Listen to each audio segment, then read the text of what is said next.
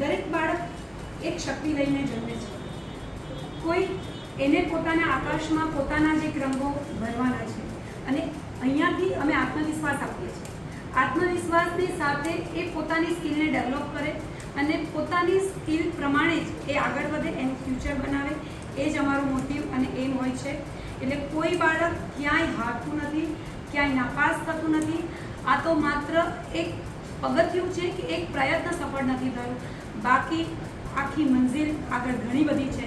એના માટે ઘણી બધી તકો છે, ક્યાંય આકાશ ટૂંકું નથી. જે ચોક્કસ દર્શક મિત્રો જે રીતના વાત કરી કે જે વિદ્યાર્થીઓનું રિઝલ્ટ સારું નથી આવ્યું તેઓને હતાશ થવાની જરૂર નથી. હજી આગળ પણ તમારી પાસે ચાન્સ છે.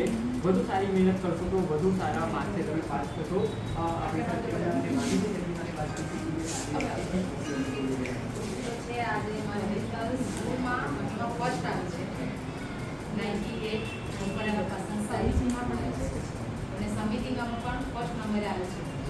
આ 1 થી 10 ધોરણ સરકારી સ્કૂલમાં જ એને ભણી છે અને એમાં ખાસ તો મેડમ પછી એમના જે પાયલ મેડમ છે એમને બી સપોર્ટ કરે એમને ભણાવવામાં. એમના અક્ષર બી એના નહોતા, મતલબ બહુ રફ હતા.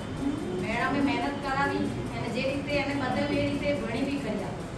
જેમ એમને સપોર્ટ કરે કે આ રીતે આગળ તારે કંઈ બી અટવાય તો અમે મેડમો બેઠા જ છે મદદ કરવા માટે. એમ મેડમે બી અમને બહુ સપોર્ટ કર્યો છે અને મારી દીકરી બી એ રીતે ભણી છે. જે ચોક્કસ દર્શક મિત્રો બિલકુલ જે પપ્પાથી આપણે કેવી રીતે વાત કરીશું જે તમને